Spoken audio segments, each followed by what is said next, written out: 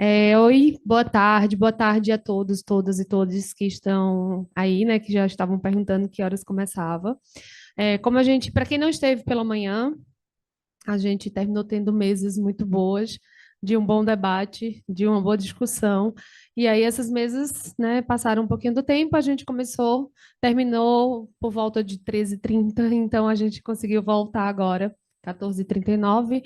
É, Dar as boas-vindas a quem está aqui presente também, né? Não sei se todos também estavam à tarde pela manhã, mas quem não estava, seja bem-vindo à tarde. Agora a gente inicia essa parte da tarde, né, antes da mesa, mostrando um pouco de tudo isso que a gente vem discutindo, né, nessa pesquisa, nesse projeto que foi coordenado e está sendo coordenado pelo professor Nelson Ibanhes.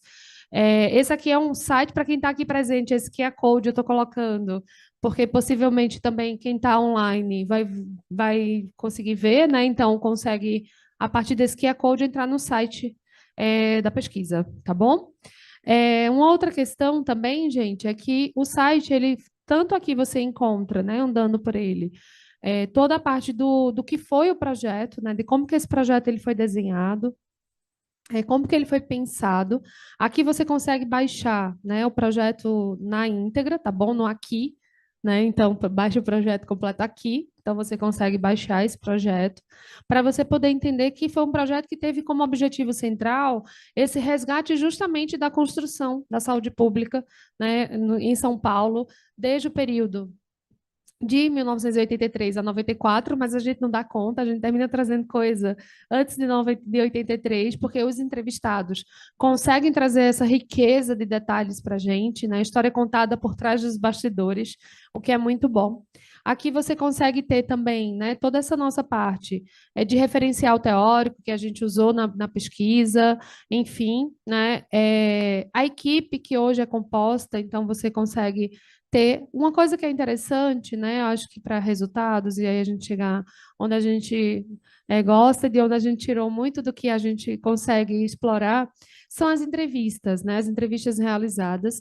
Eu acho que é um arcabouço histórico riquíssimo, trazem detalhes de por que que as pessoas se encontraram. Eu estava até comentando há pouco que uma coisa que é bem interessante é que quando a gente começa a ler, por exemplo, a entrevista da Amélia, consegue ler a entrevista da Lia, da Ana. São coisas que eles vão contando que se encontram, às vezes um na fala do outro, mas o banho que é contado por eles. Então a gente, nossa, essa história, como cada um interpretou, né? Aquele momento vivenciado na história. Então aqui a gente tem da Lia, da Amélia, a gente tem do professor Nelson também, que também tem sua história e contribuição na saúde pública paulista, do Gilberto Natalini, que nos honrou estando mais cedo na mesa. A gente tem também, né, da Rose, do Carvalheiro, enfim. São diversas entrevistas que vocês vão vendo aqui e que ela traz essa riqueza de detalhes dessa construção, uma construção histórica de luta, de desafios, de muita abdicação da vida, né, da família, por esse objetivo, né, por esse intuito maior que essas pessoas tiveram, né? O Álvaro Escrivão está aqui, o Eduardo Jorge. A gente pegou também, o professor Nelson tinha entrevista ainda com o professor Guedes, né? Então, quando a gente coloca, né, no ar, a gente tem aqui o Gastão, o Carmo, né, Antônio, enfim. A gente tem diversas, o Mercadante, são diversas falas e diversas entrevistas que a gente consegue ter aqui. Uma outra questão que vocês também vão ver, né, quem, no site, a gente tem um pouco dos atores, essas ideias, a linha do tempo. Para quem gosta, né, de dados, a gente tem alguns principais infográficos, e o interessante desses infográficos, gente, é que eles são de tempo mais antiguinho, então a gente pega do tempo da pesquisa, né? Então, como que, por exemplo, a gente tinha o índice de envelhecimento, gente, até 1994. Então, se a gente pegar esse dado e comparar com os dias atuais, a gente sabe como a gente mudou, né? Principalmente com a transição demográfica.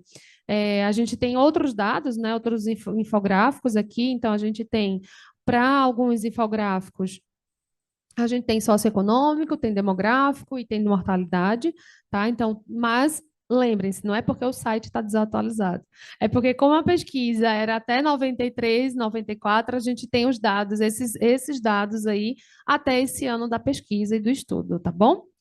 Aqui, gente, a gente tem uma grande participação que foi com o Butantan, acho que o Rafael está aí, não é isso, Rafael? Quer vir? Se você quiser vir aqui, Rafael, falar um pouco dessa construção, quer? Vem cá, Rafael. Acho que essa parte é muito interessante, né? Pensando a parceria que foi feita com o Instituto Butantan, acho para esse resgate, né, dessa memória. Obrigada, viu, Rafael? Bom, gente, boa tarde.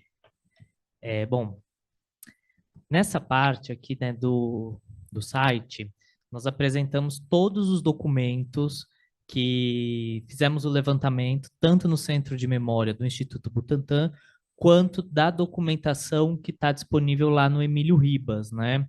Então, por exemplo, quando você vem aqui no MUSPER, você é levado para o acervo digital do Instituto Butantan, né, nesse grupo documental que chama Políticas de Saúde no Estado de São Paulo.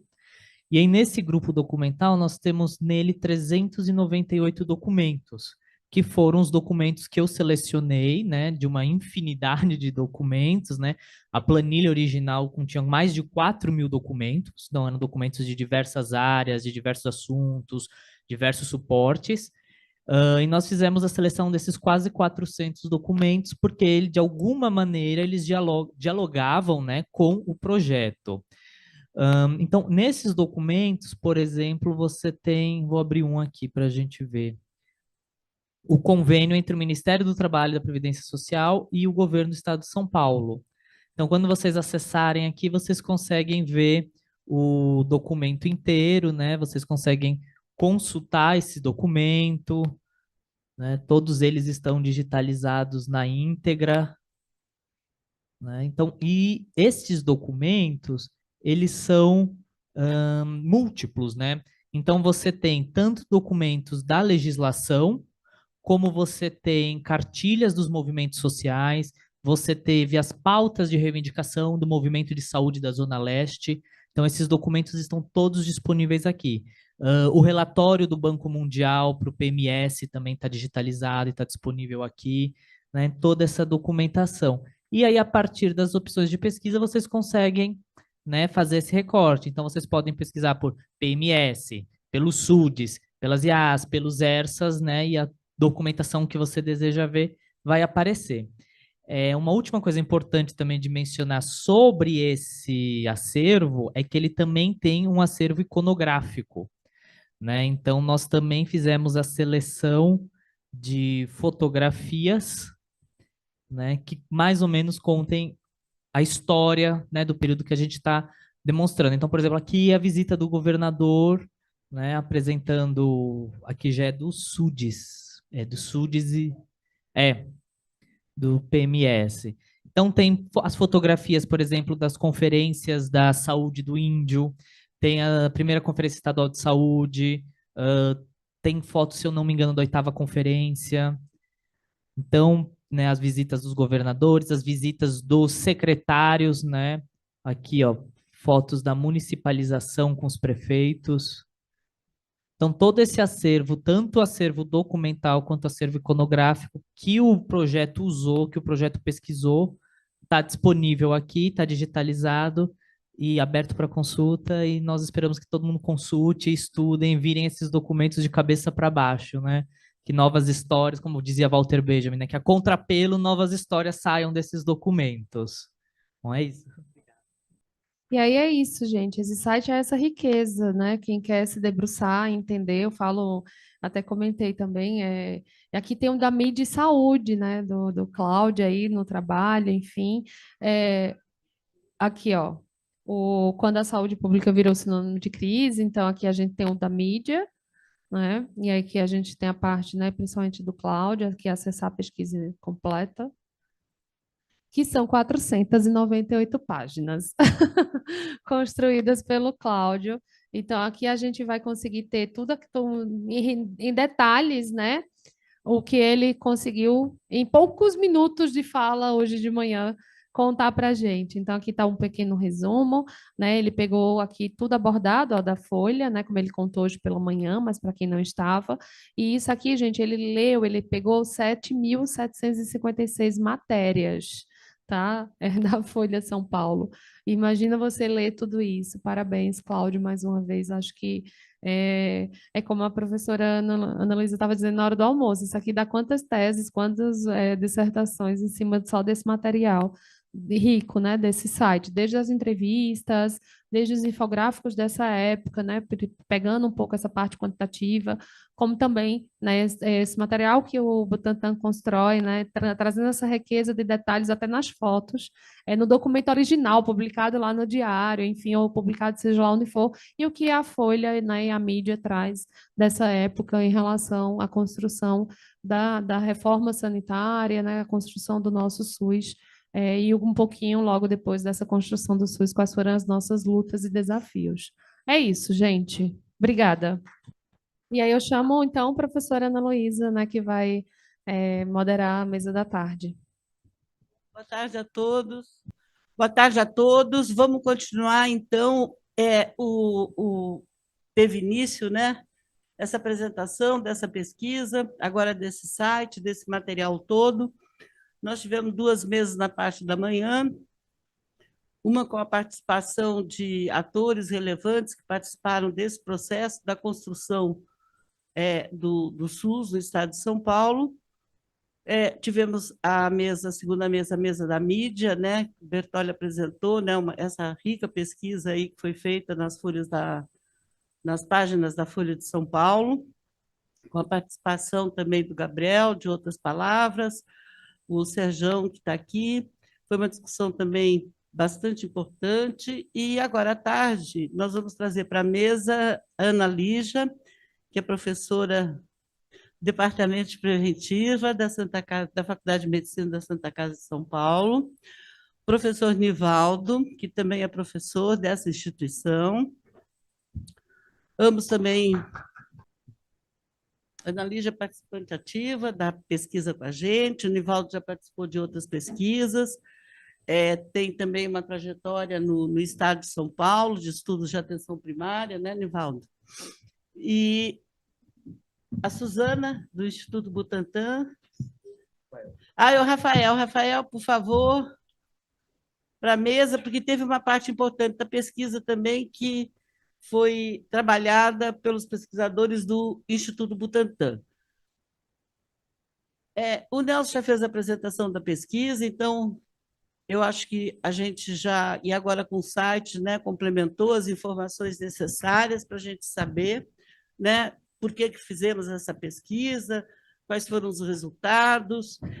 Esse momento agora aqui dessa discussão, desse seminário, está sendo todo gravado, é material que será levado também para esse site. E eu acho que nós estamos aqui, né, enquanto pesquisadores, gestores, etc., tal, porque a gente tem bastante curiosidade, né, não só, alguns viveram, né, esse período todo, mas de pensar um pouco, fazer essa reflexão, porque ela nos traz questões atualíssimas, né, para o futuro do SUS, né? Uma das questões é o papel do Estado nessa instância subnacional, que com o processo de descentralização e municipalização, o Estado foi pouco visto, né, pelos pesquisadores, pelas instituições, e, no entanto, ele continua aí. Aí, daqui a pouco, né, chega a Covid, chega a pandemia, ele reaparece, né? Aquele ser obscuro, né? Ele, pum, aparece, aí todo mundo, nossa, os estados, os estados. Os estados sempre estiveram aí, né? Tiveram um papel muito importante na construção do SUS, continuam tendo, né? E o olhar sobre essa instância é de vital importância, porque a gente, muitas vezes, é formada dentro dele, né? A nossa cultura provém muito dessas histórias sanitárias, e as histórias sanitárias são histórias regionais, histórias locais, etc. E a segunda questão que eu acho que dá bastante atualidade, né, ao estudo, só que, de certa forma, quando você lê todas essas entrevistas, você lê esse material, você diz, bom, tem determinadas perguntas que são atualíssimas, né? Que eu acho que foi o encerramento da manhã, tanto a Marília ressaltou isso, Nataline ressaltou isso, nós continuamos enfrentando os mesmos tipos de problema em contextos diferentes. Problema do financiamento, problema da gestão, problema da organização do SUS, o problema da relação público-privado. Então, isso é uma fonte inestimável, né, para a gente pensar isso com esse olhar um pouquinho para trás. E é um pouquinho mesmo. Quando a gente fala disso, são, né, 20, 35, né, 35, né, essa história lá desde os anos 70, 40, quer dizer, meio século. Para historiador, isso é nada. Né? Isso foi ontem, né? Então, na verdade, não é nem um resgate histórico, é, na verdade, né, uma construção disso que está lá no subtítulo da pesquisa, né? Atores que tiveram presentes nesse processo, as instituições que foram muito relevantes para apoiar esse processo todo, com ideias, com formação, enfim, as ideias, as instituições e os atores. E, então, essa parte da tarde, agora, a gente volta, né, para aprofundar um pouco alguns temas que estavam presentes na discussão política desse momento, que é a integração da assistência médica no centro de saúde, a questão da atenção primária, eu acho que o Nivaldo, né, vai falar um pouco sobre isso, a Ana Lígia vai falar o movimento de 80, né, com a leitura das entrevistas, e o Rafael falar um pouco a participação do Butantan na pesquisa. Então, sem mais delongas, gente, obrigada por estar aqui. Nivaldo, com a palavra. Bom, boa tarde, né? Então, agradeço o convite, né, do Nelson Ibanes, professor, e da Ana Lígia, né, também companheira aí, né, também no ensino, na luta, né, aí da questão da saúde coletiva, das pesquisas, do trabalho. Eu fico muito feliz, né, eu assisti uma parte, né, das discussões de hoje de manhã, e realmente se inteirar é uma riqueza grande, né, de questões que apresentam, né, tanto, né, questões, aspectos que conhecemos, muitos conhecemos, mas ao ser relatado, ao ser sistematizado, né, nos dá uma outra abordagem, dá um outro olhar, né, e também de possibilidades de enxergar, né, esse processo todo de construção de um sistema universal, público, gratuito, né, num país como este, com realidades totalmente dissonantes, né, um país totalmente com determinantes estruturais de desigualdades extremas, né, atravessado por questões de gênero, raça, classe social, né, sexos e outros mais, né, um país patriarcalista e com uma relação política da sociedade autoritária, né? Então, a gente percebe assim, com esse processo de luta, né, eu acho que hoje, a parte da manhã que eu consegui presenciar, todo esse esforço, essa militância e a participação de cada um de nós, né, mesmo aqueles mais presentes e outros que chegaram depois, vai construir um coletivo importante, né? Eu tive a oportunidade de também assistir recentemente uma mesa de debate da Unpox, né, online, sobre o movimento sanitarista, né? Achei muito interessante, né, as abordagens, que até a professora Thelma Manicucci falou o seguinte, que quando a gente fala do movimento sanitarista, né, é falar de ontem, né, do passado, do presente e também perspectiva futura. Então, é um movimento interessante em termos de pensar, né, o que é esse movimento sanitarista, né? Quer dizer, heterogêneo, né, tem muitas questões, mas assim, é um movimento que está presente aí na história do Brasil. Então, ela até achei muito interessante essa fala dela, que fica uma coisa, um caminho único a pensar. E eu acho que aqui, essa pesquisa aqui, de alguma forma, me fez fazer esse pensamento, esse diálogo com do que eu assisti lá no debate e dessa fala da professora Thelma Menicucci, né, sobre essa questão. Eu acho que é um pouco isso que nós estamos aqui refletindo. Bom, quando eu fui, né, convidado, assim, né, até durante o congresso, né, da Abrasco, que tivemos recentemente, né, muita participação de muita gente, quase 12 mil inscritos, né, profissionais, intelectuais, professores, pesquisadores, movimento social, jovens, pessoas de várias gerações. É interessante, embora é um momento assim grande, né, parece uma grande feira, né, de uma forma, mas a gente vê como renova, de alguma forma, esse movimento sanitarista, né? E aí você vai reproduzindo, afirmando, consolidando e também revendo algumas questões para o pensamento, né, da saúde coletiva no Brasil, né? Então, acho que essa pesquisa, Nelson, a Ana, as Ana, né, e os demais, né, que parabéns, né, pelo esforço, né, e pela brilhante ideia, né, e grande contribuição para o conhecimento, para o conhecimento da saúde coletiva no Brasil. Eu, assim, a partir dessa convite, por exemplo, e vendo o tema da mesa, né, vendo o tema da mesa, né, é um tema as políticas de saúde nos anos 80, AIDS, SUDES e a Constituição.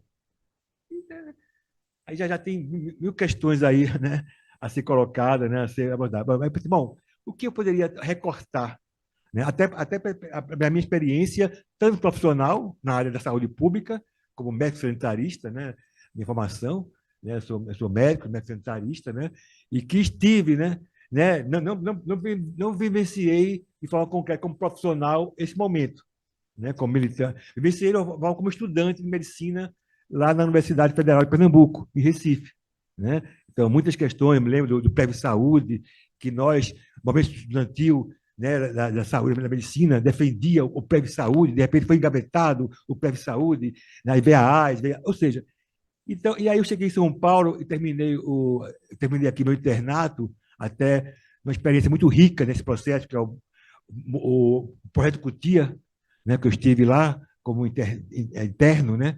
E foi em 1986, né? Eu não consegui participar da Conferência Nacional de Saúde, porque tivemos ali um acordo entre os internos e os residentes que queriam ir. Então, no sorteio, eu fui possível ir para Brasília, né?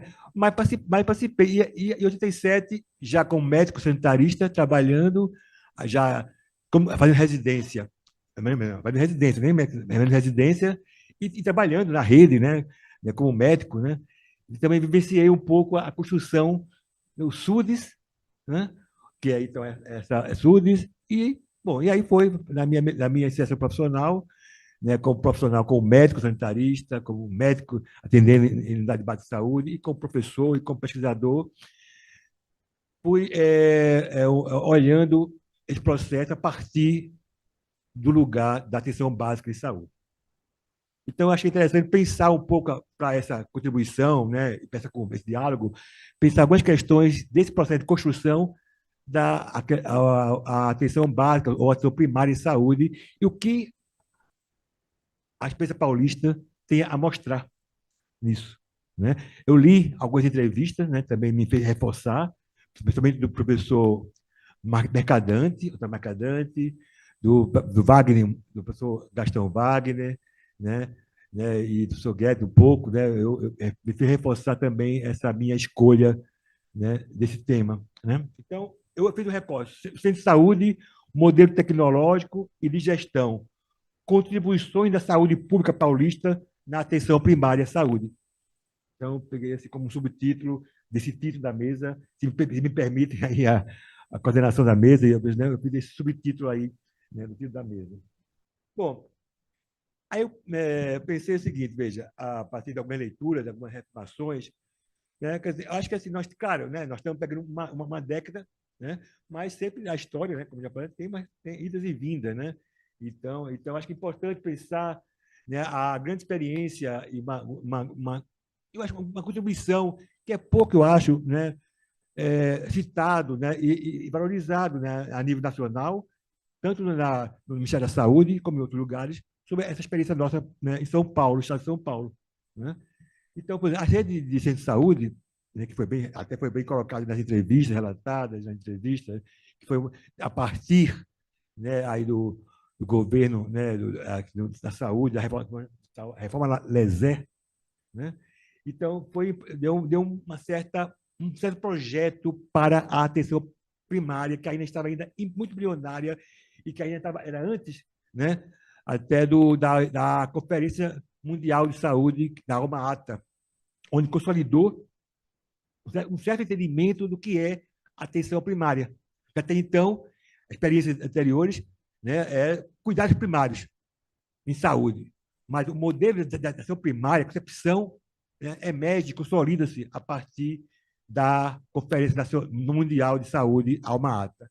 E aqui em São Paulo, né, no estado de São Paulo, tem essa importante experiência, né, e acho que me chama a atenção, e o professor Guedes sempre me falava, que eu, né, Santa Casa, com o professor Guedes, o professor Nelson, e sabe, centro de saúde deve ser uma unidade local sanitária, deve ser uma autoridade sanitária. É lá, né, no território, né, ele falava território, né?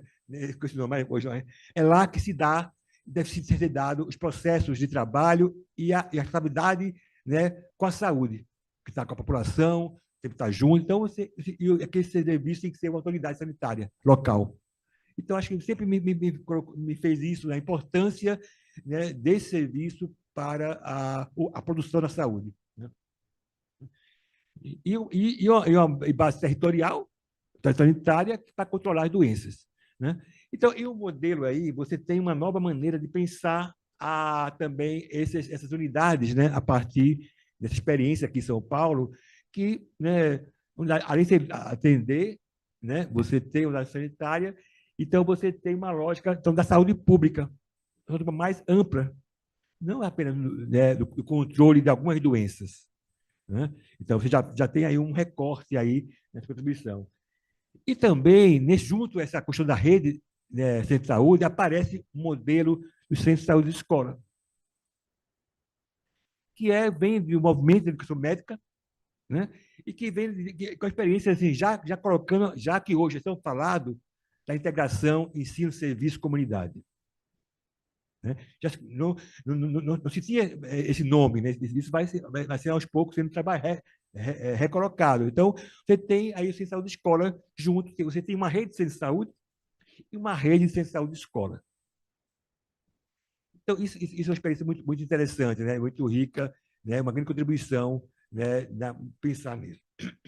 Bom, no processo aí da construção desse modelo, né? Dessa rede, você tem, então, aparece um modelo tecnológico, é um saber e um saber fazer, né? A atenção à saúde neste nível da atenção, né? Da saúde, né?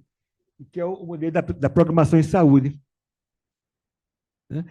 E que assim, hoje, né? Aí, bom, depois aí a cerveja, né? Já está falando já, depois muitas críticas a esse modelo e tal, mas é um modelo que vai articular a assistência médica dentro de uma lógica de saúde pública. Né? Com todos os problemas, né? Embora tenha uma visão ainda, assim, já é uma grande crítica, uma visão até meio verticalizada, que achar que o conhecimento da epidemiologia, da saúde pública, do coletivo, vai determinar as lógicas do atendimento individual. É uma questão a ser discutida, né? Sempre discutida. Mas você já começa a entender que é importante ter a assistência médica, uma assistência médica que pudesse estar também organizada, não apenas de oferta de atos médicos, né? Não apenas assistência médica individual, mas organizada dentro de uma lógica de um trabalho de atenção à saúde. Então, a ideia da programação teve isso. E por ciclo de vida, né? Criança, adulto, mulher, né? E até começa a aparecer, para essas unidades, atendimento em saúde mental. Né? Então, é uma reforma que vai mudando a lógica dessas unidades tradicionais, né, verticalizadas, né, dessas ações verticalizadas. Então, você tem. Isso é uma contribuição importante de São Paulo. Isso é uma visão paulista da atenção à saúde na atenção primária. Né? Você vai mudando. Então, para uma atenção primária e não mais para os cuidados primários. Então, você tem a assistência médica, né? Você tem uma articulação de uma dimensão tecnológica essencial. Então, então acho que eu vejo importante. Bom, os anos 80, que é o foco, né? Acho que isso eu perdi o início, a primeira mesa desse seminário, né? Ali algumas coisas. E tem aí a grande crise, uma crise previdenciária, né? E que você está aí nesse processo da década de 80, uma crise econômica, né? Uma crise, o modelo meritocrático, o modelo da medicina previdenciária nunca deu conta direito, né, para todos os trabalhadores formais, e mais nessa época. Né?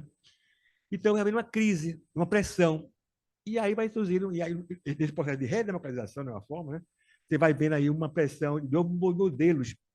E aí vem, né, acho que interessante, eu até citei, né, o PF Saúde, né, foi engavetado rapidamente, as AIS, né, E você tem a busca de uma integração, uma articulação de serviços, o INAMPS, com a rede estadual, com algumas redes, com alguns serviços municipais, né?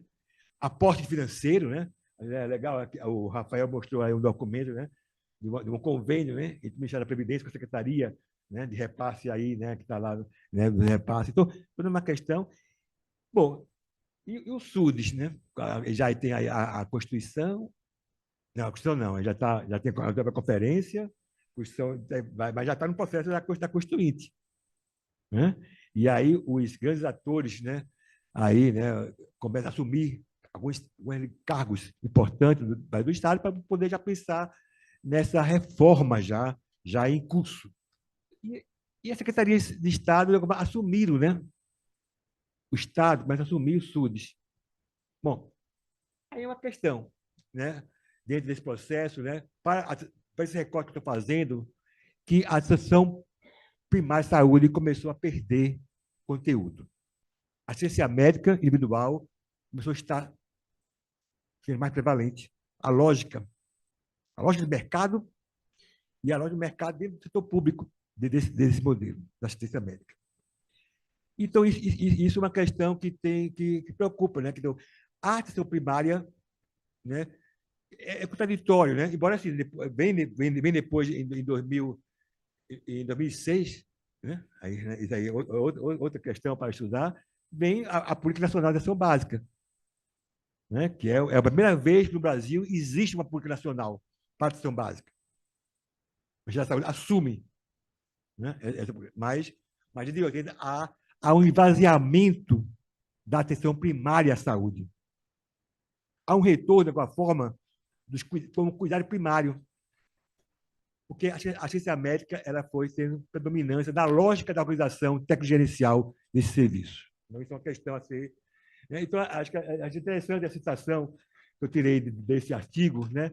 Que ele fala: as soluções desencadeadas pelas AIS e pelos SUDES deram início a um processo de descentralização de serviço. Muito bom, precisava. Mas não reorientaram as práticas profissionais. Porque foi uma questão de gestão, mas não teve um modelo tecnológico da atenção. Não qualificaram a atenção. Os processos de trabalho e o serviço de saúde, né? Ao contrário, levaram à predominância do sistema tradicional. Então, isso é uma questão, né? Acho que é uma questão para nós, né? E que depois, né, vai retomar. Estou finalizando. Então, para finalizar, né, e atualizar, né, eu acho que... Então, acho que é isso, né? Nós conseguimos, né? Acho que essa contribuição, né, foi importante, né? Então, hoje, né, a Política Nacional, como eu falei, apresenta como modelo da atenção básica a Assistência da Família. Beleza, acho que foi uma importante escolha, mas ela, de uma forma, desqualificou a atenção primária, né? Porque, de uma forma, simplificou ela, né? De alguma forma, né? Desqualificando a atenção. Então, isso é uma questão. Não é que seja contra a estratégia da família, né? Mas ela precisa ter outra estrutura. A ação primária de saúde não pode ser igual à estratégia de saúde da família. Mas é uma questão, né?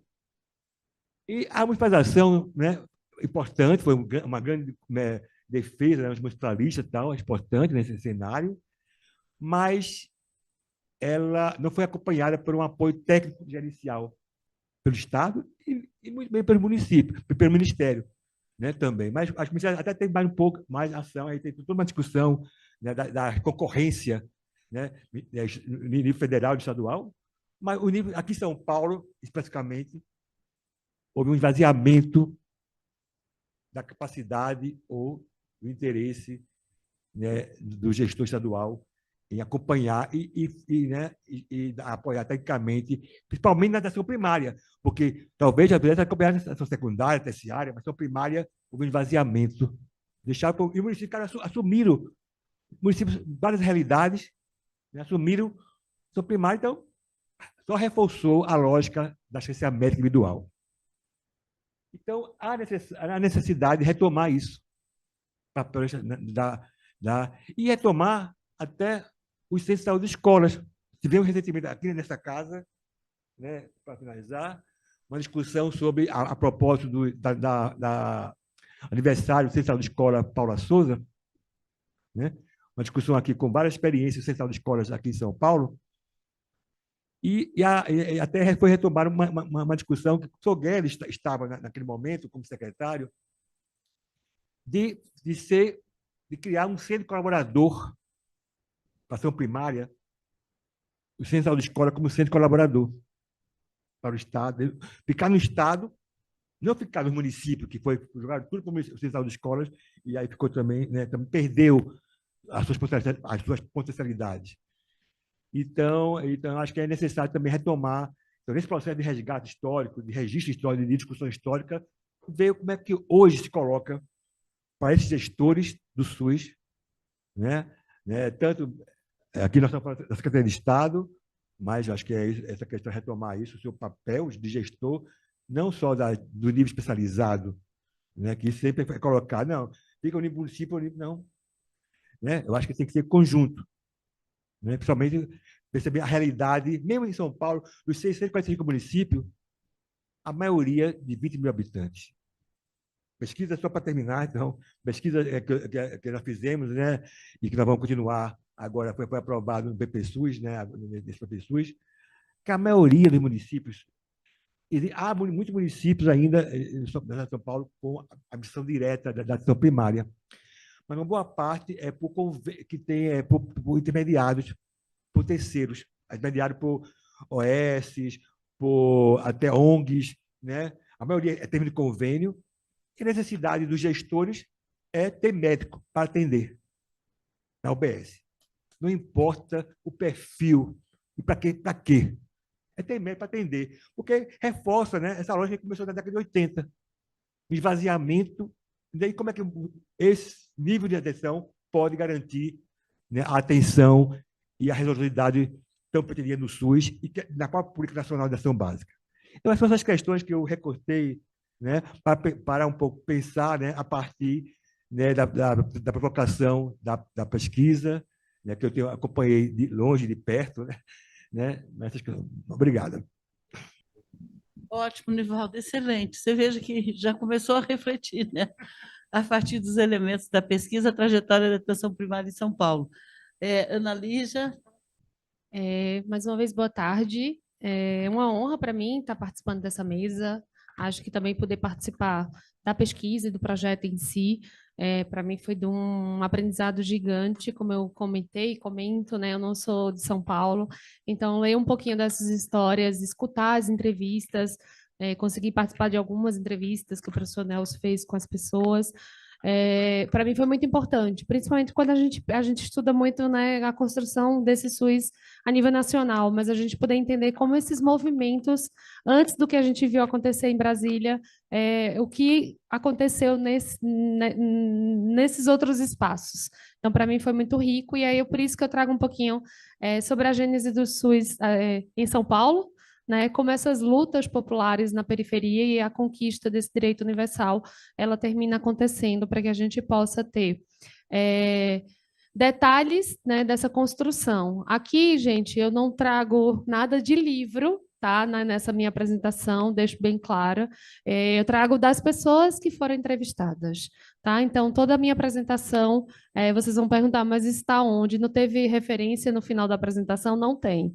Elas foram todas feitas de falas, e vocês vão ver que durante a minha apresentação eu vou colocar lá, por não sei quem, e elas estão nas entrevistas, aqui está o QR Code, né, um pouco dessa história contada por essas pessoas, a Dib Jatene, a Amélia, Ana Figueiredo, o Carmino, o Eduardo Jorge, o Gastão, o Gilberto, né, Nataline, o Gonçalo, a Irma, o José, né, o Cavalheiro, o Guedes, o José Seixas, a Lia, o Olímpio Bittar, o Mercadante, o Nelson Santos e a Rosemarie, né? Então, foi um pouco do que eu trouxe, foi dessas falas.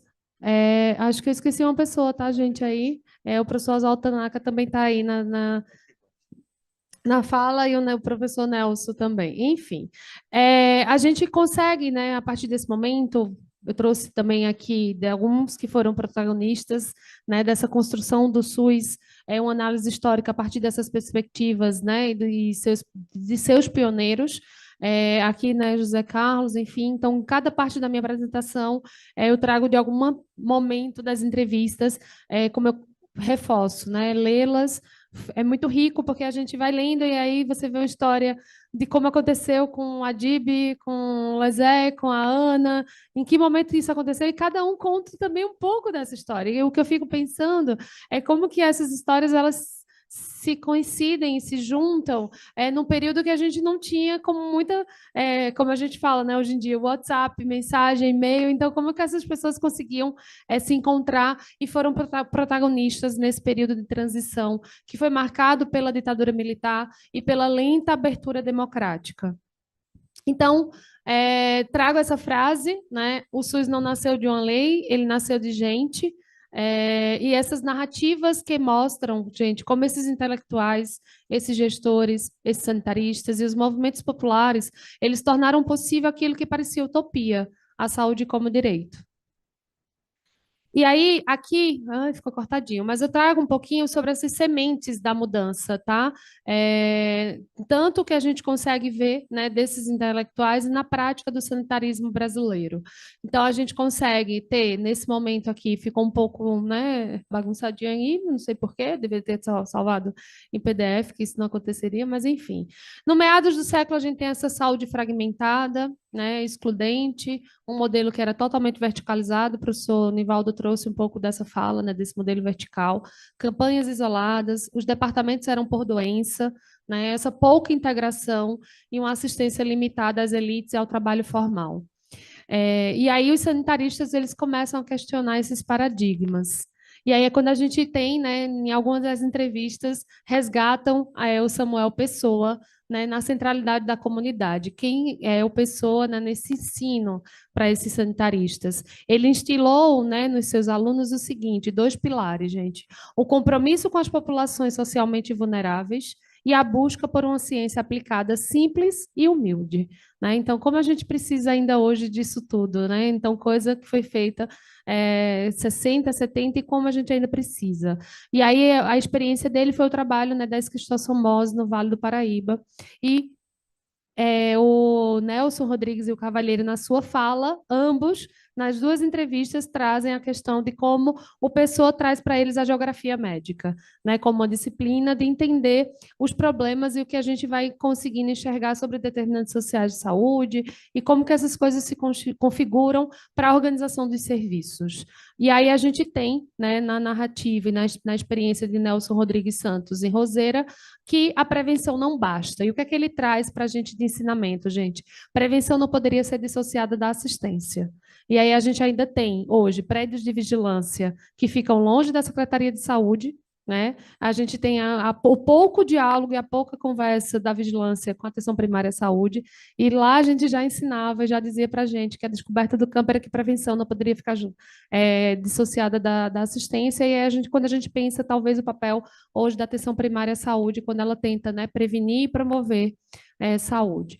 E aí a gente tem que ele também mostra, né, na entrevista dele, que um sistema de saúde eficaz deveria ser integral, unindo a prevenção ao cuidado, um dos pilares conceituais das futuras políticas públicas. E aí é como a gente vê como essas coisas foram sendo construídas depois. E aí a gente tem, né, o Dr. Adib, né, médico, que era médico do Dante Pazanese, traz para a gente essa questão da crise do modelo vertical e essa necessidade de inovação.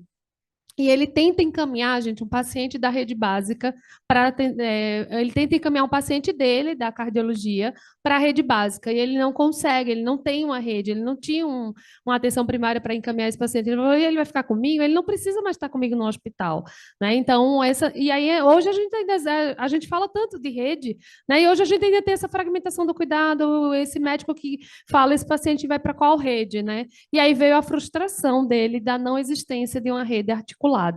E aí essa questão da falha estrutural do sistema, né, verticalizada, monotemática, a necessidade de um projeto piloto, e aí se inicia, né, essa vontade da transformadora reforma de São Paulo.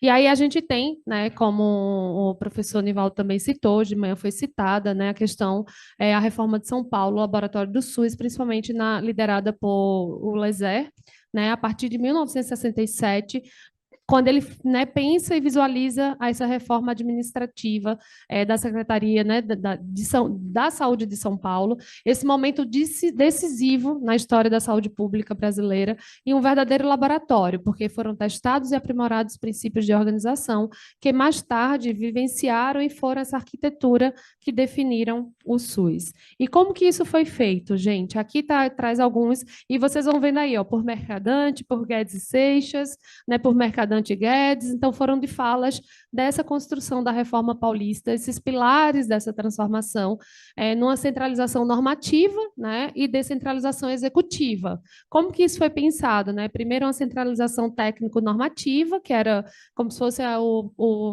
o centrão da secretaria, né, do técnico normativo mesmo, para pensar as diretrizes, os protocolos. Se pensou na regionalização, e a gente fala, né, regionalização até hoje, então já tinha esse pensamento de um território estadual que foi dividido em regiões e distritos sanitários. Eu vou falar disso aqui um pouquinho mais para frente.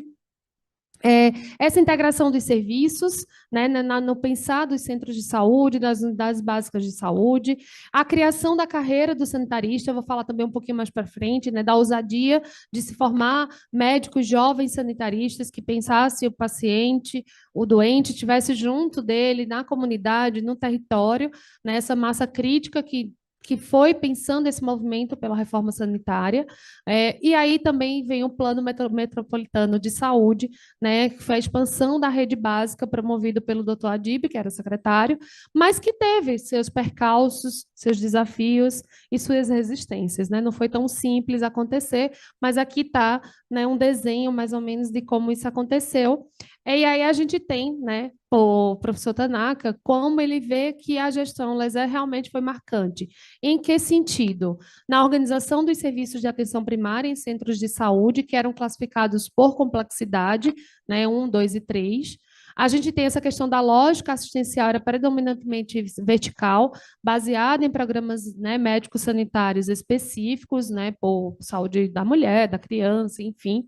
E essa estrutura, que embora organizada, infelizmente ainda funcionava de maneira fragmentada, e a gente ainda vive falando da atenção fragmentada, de serviços fragmentados, enfim. E a gestão Montoro, né, que traz o João Yunes como secretário, o nome aqui do nosso auditório, e ele faz o quê? Esse período de intensa experimentação e reforma. Ele instaura um laboratório de políticas públicas em escala estadual, e essas inovações antecipam muitas dessas diretrizes que viriam a formar, né, a construção do SUS. Diante disso, né, se traz muito essa questão de como a gente passa para 80, né, dessa democracia participativa efetiva e dessa mobilização da cidadania. Né, e aqui eu trago também algumas falas onde se coloca que a grande trincheira de debate que permitiu vencer a ditadura e consagrar o SUS como a maior reforma social da Constituição. Pessoal, que está online, a gente teve uma queda aqui de energia, porque São Paulo começou a cair uma chuva e vento, né? Então, a gente está, né, com esse problema aqui de ligar o computador, graças a Deus a faculdade tem gerador, não sei se ainda continua faltando, mas enfim. A gente vai conseguir ligar daqui a pouquinho, tá bom? Já estamos fazendo isso. Aproveito para dizer que leiam as entrevistas, né? Quem está assistindo de casa, acho que tem um material muito rico. Veja o material que o Butantan também fez. A gente consegue ter neles todo esse arcabouço, né, de história do que a gente vem mostrando aqui para vocês. Eu parei na democracia, né? Acho que é isso. A luta foi da reforma, da briga, né, da gente poder ir para campo e mostrar como é que a gente consegue construir esse caminho vivenciado nessa época por essas pessoas, e que hoje de manhã para mim foi uma riqueza ter essas pessoas, com algumas delas contando aqui, né, como é que isso aconteceu. E aí, gente, a gente tem aqui São Paulo sob a ditadura, né? O vácuo do Estado e a semente da revolta. Então, a gente tem um paradoxo, né? Como, por exemplo, São Paulo como uma metrópole, um centro econômico do país, e a gente tem as periferias, com intensa migração interna, que a gente sabia que muita gente estava chegando para cá para procura de emprego, de trabalho, ausência de infraestrutura básica, então faltava tudo, né, nesses bairros, nessas periferias, uma vulnerabilidade econômica, um isolamento e uma marginalização. Aí a gente às vezes fica pensando, né, nada mudou, né, continua periferias com dificuldades, sem acesso, e a gente tem um Estado ausente, uma negligência estatal, onde floresceu na periferia paulistana um dos mais importantes movimentos sociais pela saúde da história, que foi essa transformação da carência em uma consciência, e principalmente numa indignação, né, em saúde coletiva. E aí, gente, esse aqui eu tento trazer um pouco, né, desse despertar da consciência sanitária, a dupla origem do movimento, que aqui são duas forças, tá, gente, que traz aqui. Primeiro, esse movimento popular de saúde em São Paulo, ele não teve uma origem única, né? Ele tem uma gênese estratégica em duas frentes, que foram complementares e que convergiram, né? Criaram uma sinergia poderosa para a transformação social.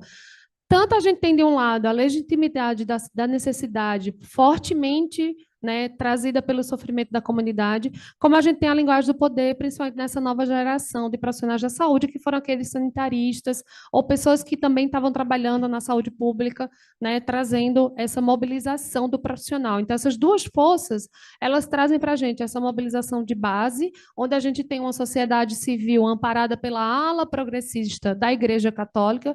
Eu vou mostrar daqui a pouco como também teve o papel da Igreja Católica, até servindo como espaço de encontro para esses movimentos, e a gente tem os sanitaristas politicamente que conseguiam, né, ficar politicamente engajados e que atuavam diretamente nessa periferia. Então, essas duas forças catalisaram, né, esse corpo, esse método e deu voz à luta pelo direito à saúde. Aqui a gente tem a chegada dos sanitaristas, né, a visão de Walter Lezé e a ação na ponta. A gente, como eu falei, né, a gente tem a mobilização popular, essa questão da ousadia política pública estatal, um novo dinamismo, principalmente da saúde na periferia. A coragem de criar a carreira de sanitarista, foram 500 novos jovens, né, então a gente também tem o papel da Faculdade de Saúde Pública, das escolas, né, formadoras.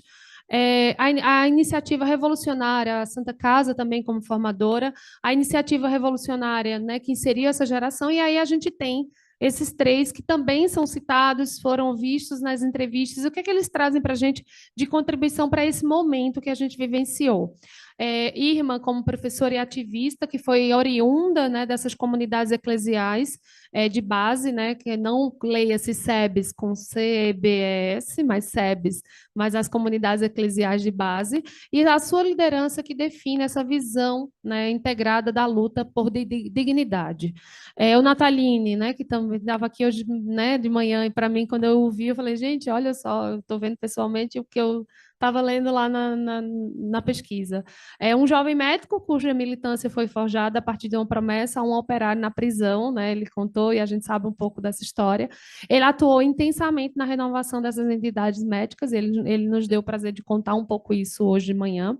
E o Eduardo Jorge, né, que é essa parte do visionário projeto do Lezé, representa o Estado, né, estendendo essa mão à periferia, como um dos 500 sanitaristas, e atuou na ponta em Itaquera. Né? Mais tarde, ele foi deputado, né, como um dos principais arquitetos do capítulo da saúde na Constituição. Então, são histórias de pessoas que estavam, né, e que estão aqui dentro e nessa construção. E aí, gente, como eu contei, né, sobre o papel da igreja, a gente sabe como ainda a gente consegue ter esses espaços. Ele até falou que amanhã vai ter uma missa, né, de 50 anos da ação, né, pelo bispo. Essa questão da ala progressista da Igreja Católica, principalmente sobre a liderança de duas figuras, né, o Dom Evaristo Arnes e o Dom Angélico, né, Bernardino. A igreja ela não só ofereceu esse espaço físico para as reuniões, mas também a proteção simbólica, que permitiu aos movimentos populares se organizarem com um grau de segurança, né, que não teriam em outro lugar, pelo respeito para aquele espaço da igreja que se tinha. Então, nas entrevistas eles citam que eles se sentiam mais seguros se reunindo, né, nesses espaços da igreja, porque parecia que não estão falando de outras coisas que não são da política e desses movimentos populares. E aí a gente tem, gente, essa questão, né, de 82 a 86, da Rua às Urnas, né, a tradução de luta em poder político. Então, essa campanha pelos diretas já, a tradução da luta em poder político. E aqui a gente tem a eleição, né, dos representantes populares, e aí algumas lideranças forjadas nas lutas, né, foram eleitas, mas a gente teve gente boa, né? A Irma, ela se torna deputada estadual, e o Eduardo Jorge, deputado estadual em 82 e depois federal em 86, e foi quem carregou, né? O Eduardo Jorge também conseguiu contribuir para a escrita dos capítulos da saúde nessa disputa que foi lá dentro, né? E a gente sabe que não foi fácil. E aí a gente tem alguns epicentros dessas mudanças nas tensões.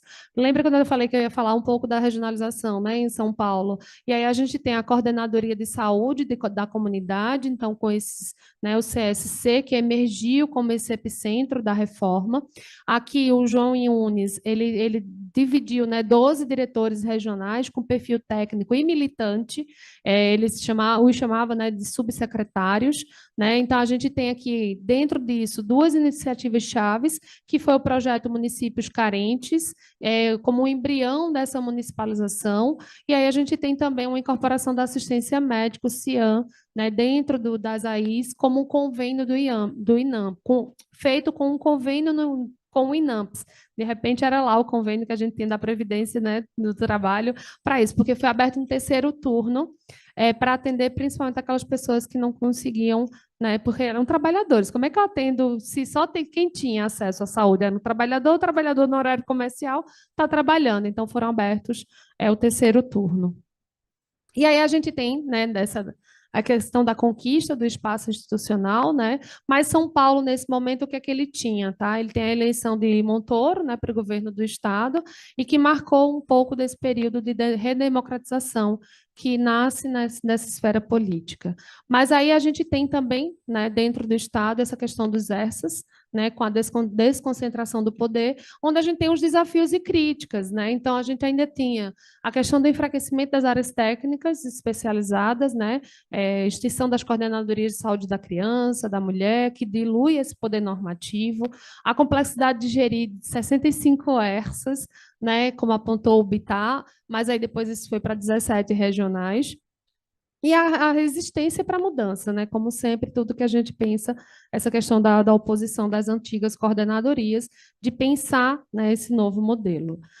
Aqui, gente, a gente tem uma certa crítica, né, a São Paulo, né, que tardiamente adere, né, à questão nacional. Então, a gente tem alguns avanços nacionais, né, nessa questão da municipalização, da redemocratização, mas a gente tem disputas políticas, né, locais muito fortes. São Paulo, apesar de ser um berço de tantas ideias do SUS, foi uma das últimas a aderir plenamente ao sistema, resistindo durante as gestões de Paulo Maluf e Celso Pitta, né, e aí a gente traz que essa adesão em completude ela só vem quase uma década depois, né, no governo da Marta Suplicy, que exigiu uma aliança notável. E aí, nas entrevistas, a gente escuta, né, que o projeto enviado pelo secretário de Saúde, Eduardo Jorge, foi abraçado na Câmara por vereadores da oposição, como Gilberto Natalini, e o Gilberto Natalini, junto com o Carlos Neder, pega o projeto embaixo do braço e faz tramitar em velocidade enorme, demonstrando que a causa pública precisava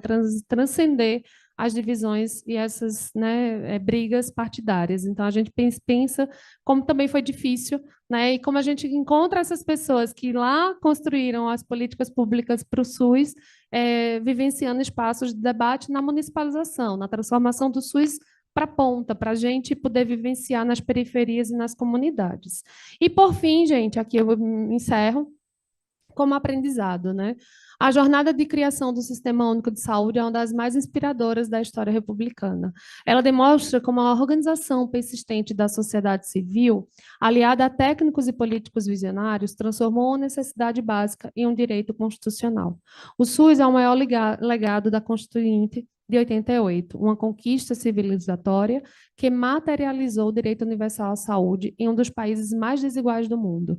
Ontem a gente viu, né, Brasil é o quinto, né, saiu na pesquisa. No entanto, é fundamental Como adverte Eduardo Jorge, não cair na armadilha de pensar que a assistência médica no Brasil começou com o SUS. A história de sua gênese, marcada pela vida inteligente na saúde do Brasil pré-SUS, com figuras como Lezé e o Adib Jatene, oferece lições atemporais sobre o poder da democracia participativa e a necessidade de construir amplos consensos políticos. Apesar de enfrentar desafios crônicos, o SUS permanece como prova de que a luta popular pode, de fato, construir o futuro. Que continuemos nessa luta pelo SUS e buscando essas inspirações. Obrigada. Já citando as entrevistas. E, Rafael, com você. Oi, gente. Boa tarde. Bom, gostaria de agradecer primeiro, né, a oportunidade, professor Nelson, pessoal do Butantan, do Centro de Memória, né, poder trabalhar nesse projeto foi uma grande experiência para mim, né, poder lidar com os arquivos, poder participar dessa história, né. Eu sou historiador, sou formado pela Universidade Federal de Catalão, né, em Goiás. Hoje faço mestrado na Unifesp, né, e pesquiso um pouco sobre a AIDS, né, a história da AIDS. E esse projeto, quando apareceu a oportunidade, né, ele dialogava muito com a minha pesquisa e foi um grande conchavo de oportunidades para mim, né? Então foi muito excelente, eu começo agradecendo. Eu não preparei uma apresentação porque eu estou sem luz na minha casa, né, há 2 dias, então eu não consegui, mas eu organizei uma fala baseada um pouco, né, em questões que foram feitas aqui hoje e também puxando um gancho da professora, né, da fala dela, que é mais ou menos assim, né? Vamos pensar. O objetivo do projeto era de resgatar e publicizar a conformação do sistema de saúde em São Paulo, né? Pensando isso num caminho que a gente chamou de redemocratização, mas ele é anterior, né? Ele é uma coisa mais complexa.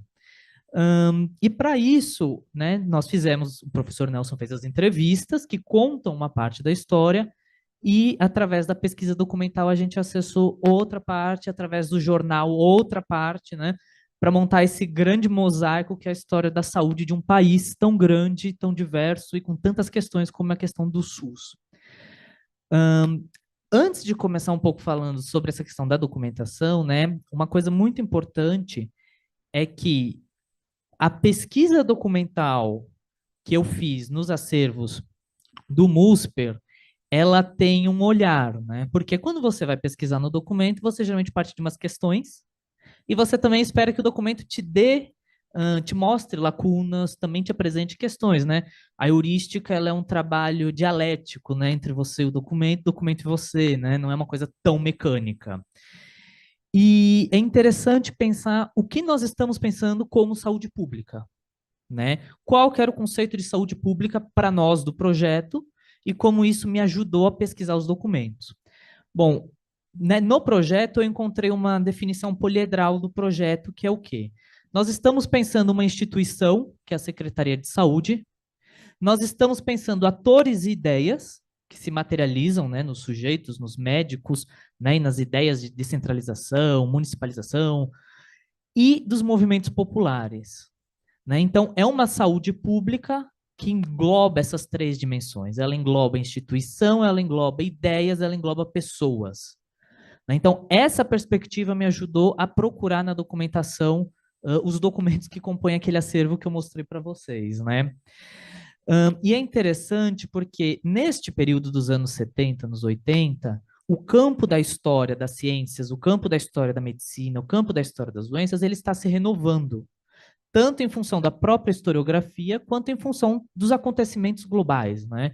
Então, você tem a Alma-Ata, você tem a experiência cubana, você tem a experiência chinesa dos pés descalços, você tem a experiência no Brasil, né? Então, essa questão, ela vai pondo novas perspectivas. Então, o que é ciência? Quem está fazendo ciência? A partir da onde? Né? O que é saúde? O que é doença? Então, esses questionamentos, essa nova ideia do que é uma saúde, do que é doença, do que é ciência, ela também vai respingar na historiografia. Então, ela cria também esse ambiente na historiografia para que novas pesquisas, que novos documentos sejam considerados. e não mais aquela história da medicina que foca no médico, na ação do médico, na produção do saber do laboratório. O médico produz, né, o cientista produz ciência, mas ele não produz ciência na Torre de Marfim, né? Ele produz a ciência numa sociedade. E isso é importante a gente considerar. Então, essa influência deste momento, essa influência da historiografia, me guia na busca dos documentos. E uma coisa muito interessante, né, é que eu formei 3 grupos de documentos, praticamente, né? O primeiro, que eram documentos de caráter técnico e burocrático, ou seja, né, eles contam uma história da legislação, eles contam uma história de questões de verba, de correspondências. Um outro grupo de documentos que trata especificamente da redemocratização, então são as atas da 8ª conferência, é o governo Montoro, né? E o governo Montoro, nos documentos que ele produz, ele faz questão de levar que ele é o governo democrático de São Paulo. Então, as publicações do Montoro, elas vêm escritas, o governo democrático de São Paulo fez isso, isso e isso. O governo democrático de São Paulo. Então, a redemocratização, né, esse clima, ele está posto, ele está ali. E um outro grupo de documentos que são os documentos populares, né? E é interessante, eu gosto de pensar assim, esses documentos populares, eles mostram que as pessoas, a população está no SUS para além de paciente. Nós não podemos pensar na população somente como paciente, ela está atuando no SUS. E é interessante porque existe um certo tratamento dos anos 80 como a ideia de uma década perdida, né? Isso muito em decorrência de uma historiografia que se olha muito para um olhar econômico. Só que, né, recentemente você tem tido trabalhos, né, que vem mostrando uma outra versão. A década de 80 ela não foi uma década perdida, né? Pelo menos eu também não vejo dessa maneira.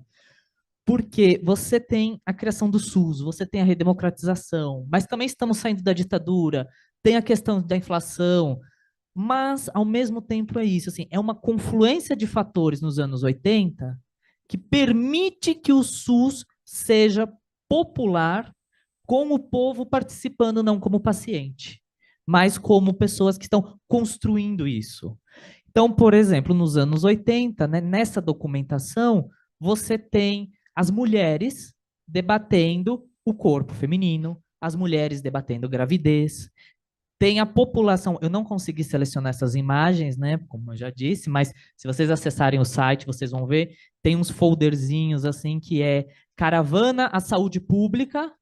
Então o pessoal da Zona Leste vai até a porta da secretaria brigar porque não tem leite. Eles vão lá brigar porque não tem remédio, porque eles querem hospitais, né? Então você tem os movimentos populares, você tem o movimento das mulheres, você tem o movimento dos homossexuais. Quando a AIDS chega, então São Paulo, logo em 85, já cria um programa de AIDS, né? E cria esse programa escutando essas pessoas, né? Que depois vai criar o Disque AIDS, que é um número de telefone que as pessoas ligavam para ter informações sobre a AIDS. Então, é uma confluência de fatores nos anos 80 que permite que a gente chegue aqui, né? Que permite que a gente chegue no SUS. Então, é a igreja, são as mulheres, são os homossexuais, são o movimento negro, é o movimento contra a caristia, não é um ator, são vários. Então, essas pessoas estão participando e elas estão lá, né?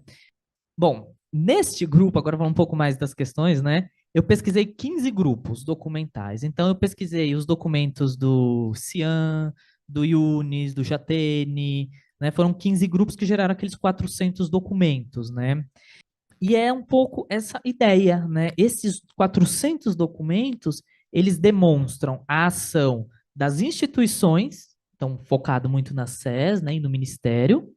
Ela conta a história dos atores e ela conta a história do povo. E do povo não mais como objeto, mas como ator, né? Um povo agente.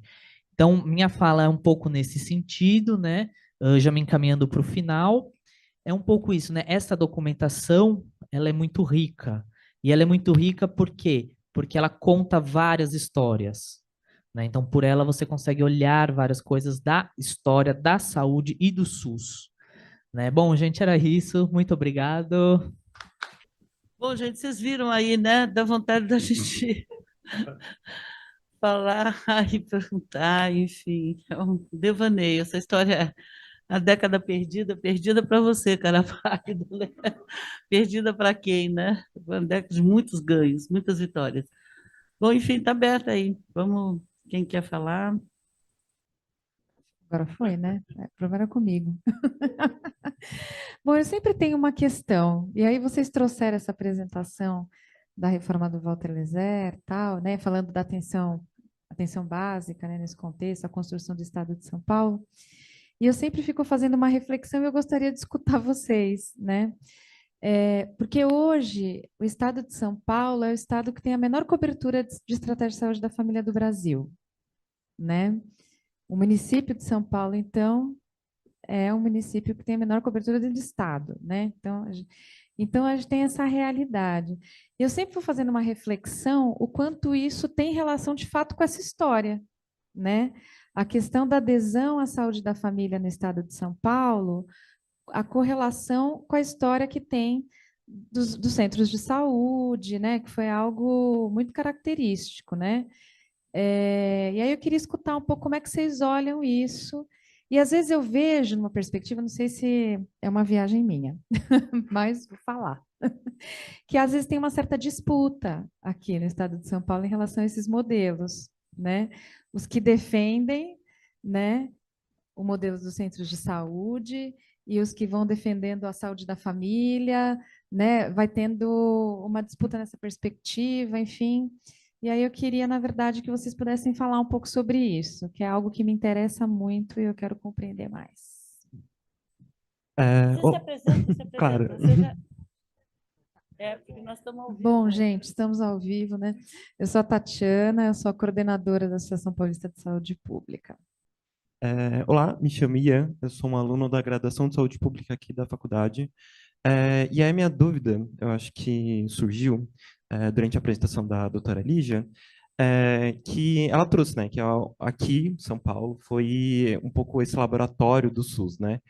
E, de certa forma, eu fiquei, ó, legal, mas aí eu pensei, lembrei realmente que, pensando atualmente, se o laboratório teve início, aqui em São Paulo foi o início do laboratório, me assusta um pouco na onde chegamos, na onde chegamos aqui, falando especificamente do município, um município que está extremamente cooptado e roubado pelas OSs.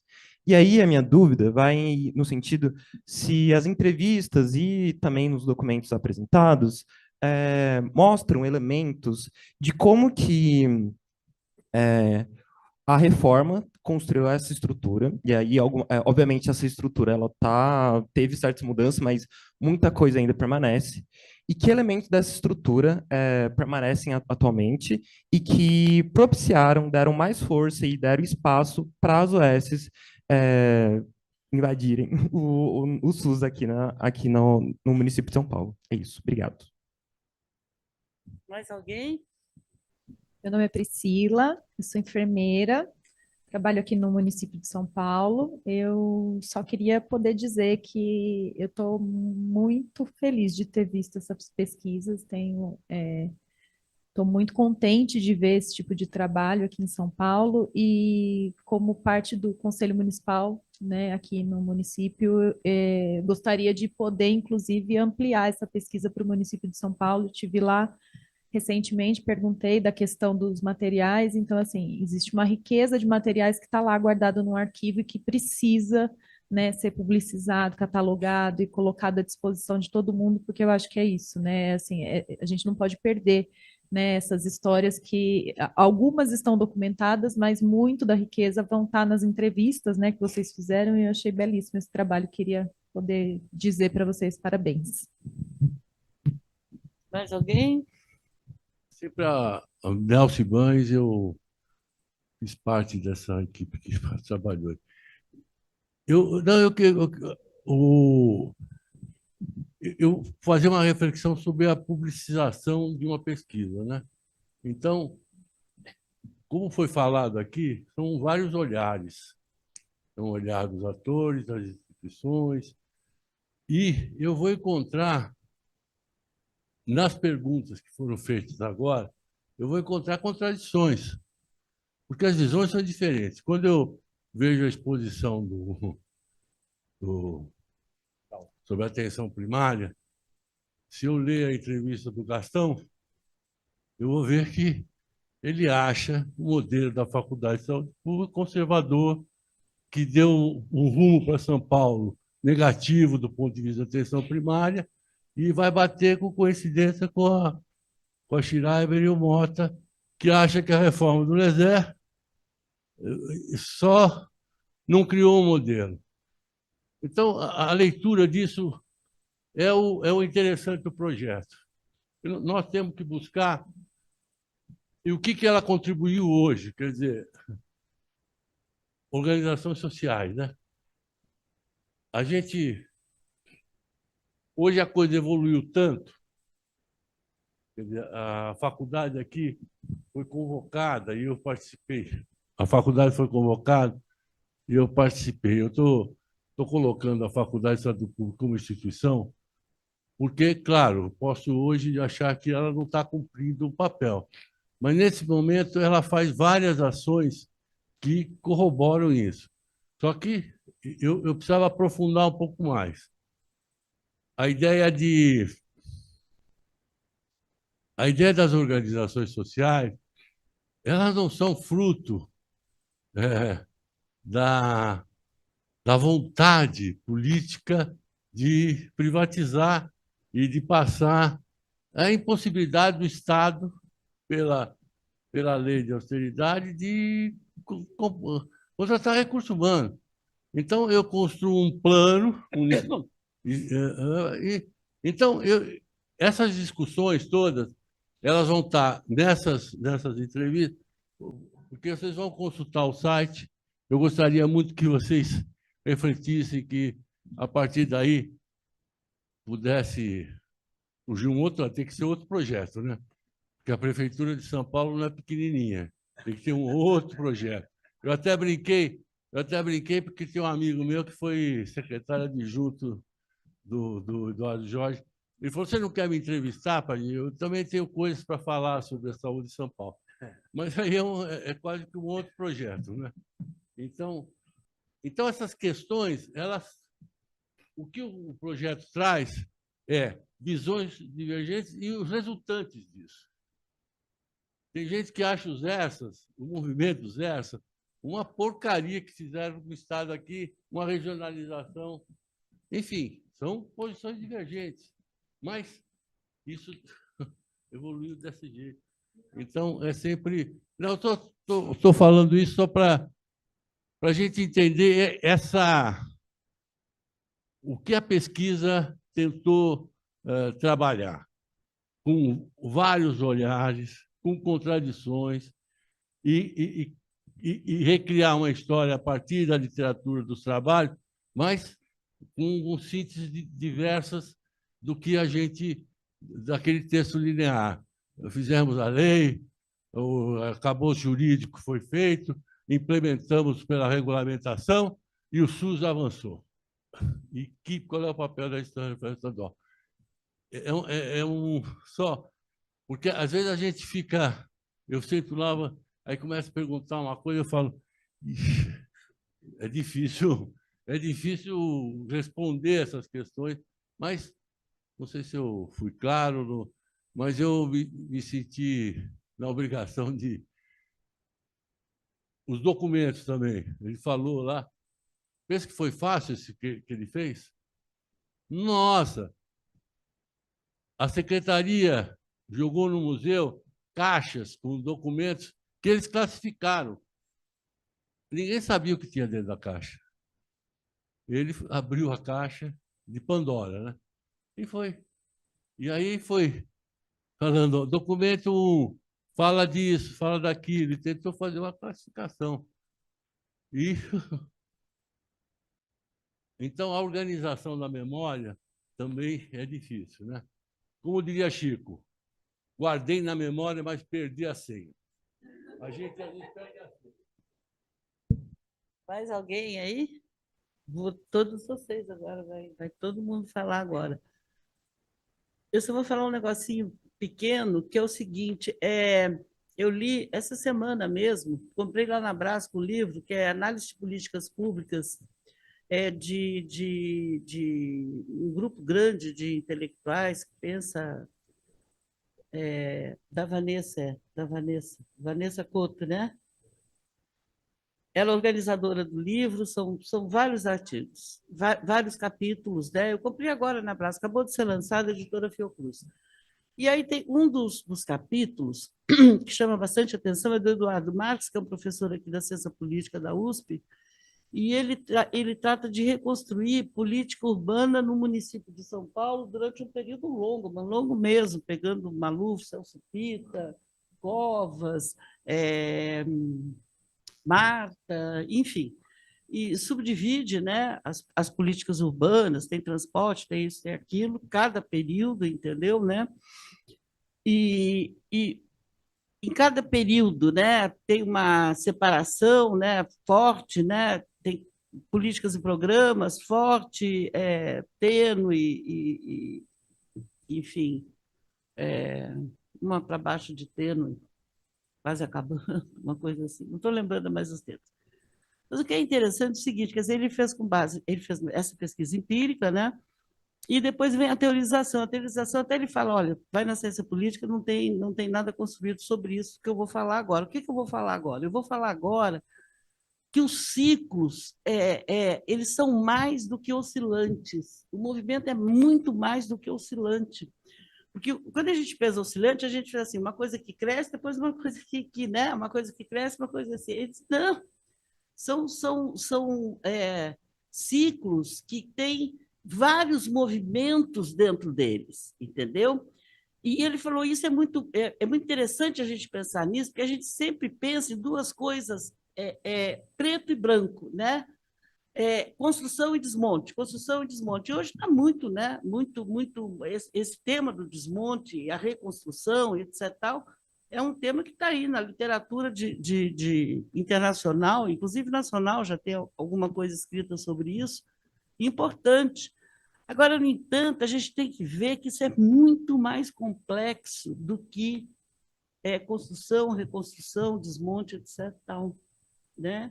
Eu tenho coisas que eu acho que está na UTI, vai morrer e daqui a pouco ela ressurge. Então, eu tenho os ciclos, né? Os ciclos de trajetória de políticas públicas, eles são complexos, altamente complexos. São comandados, né, por coalizões ideológicas, por pensamentos e tal, mas tem mais coisa além disso. Aí eu li isso, falei assim, nossa, olha se, né, ele fez essa reconstrução para políticas urbanas nesse momento, né? É uma política, é uma reconstrução empírica modesta, né? Eu falei, meu Deus, olha fazer isso para esse material que você tem aqui.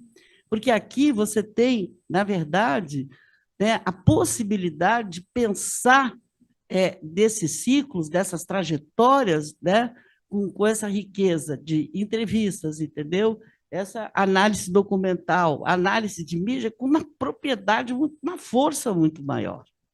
Então, olha, pensar nisso, a gente refletir sobre isso e trazer contribuições agora, para agora, porque nós estamos vivendo, né, momentos que essa questão do monte, desmonte, reconstrói, tá na agenda, né?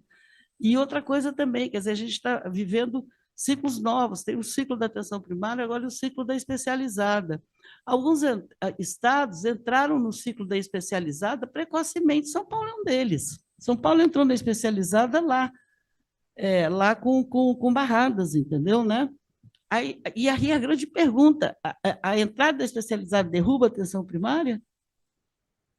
Qual é a experiência da atenção primária de São Paulo hoje? É importantíssima reconstruir, justamente para a gente ver como é que combina essa questão da especializada com a atenção primária.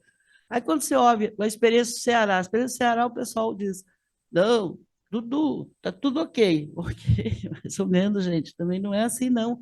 A entrada precoce da especializada no Ceará pôs desafios imensos para a atenção primária. E não é à toa que todo cara da especializada, ele fala da especializada, mas meia hora antes ele fala na primária. É o medo, é o receio. de que a entrada dela muito forte tire o espaço todo, entendeu? Por que não? Né? Então, esse negócio de construção, essa tal da montanha-russa, né, das políticas públicas, você tem um material hoje riquíssimo para pensar isso, né? Para onde que isso nos leva, né? E algumas coisas, né, que estão nós estamos vivenciando hoje, lá atrás tiveram algumas respostas e a gente precisa olhar para isso, entendeu? Aquela história, né, de olhar para a família, olhar para olhar para ali para onde a gente está, para onde a gente vive, porque ali tem muitas respostas, né? E a última coisa que eu queria falar é o seguinte: olha, muitos desses quadros não eram de São Paulo, não, viu, gente? Tem muito Pernambuco, tem baiano aí, tem paraense aí, viu? São Paulo é isso também, que a gente fala, a história né? Mas vamos ver, se você olhar para a biografia de cada um desses atores, conta no dedo os paulistas, paulistanos mesmo, conta no dedo. Tem muita gente que é de fora, que não é daqui, não. Vai lá, Nivão. Interessante, Ana, as suas considerações aí, né? E até falando de algo com o Nelson, né? Então, Tatiana, eu acho que assim, realmente assim, merece ser bem visto, né? E acho que, a meu ver, é pouco vista a questão da atenção, a Constituição Paulista e o modelo paulista para a atenção primária. Para as críticas, né, que podemos ser, né? Claro, né, que tem, né? Acho que não quer dizer que é liso, né? A programação, essa programática. Havia um grande embate na época, né? Aqui com o Gaston Wagner, né? O Davi Capistrano mesmo, né? Também tinha um grande embate quando ele lá em Santos, né? Tinha com esse modelo, né? Então tinha muitos embates, né?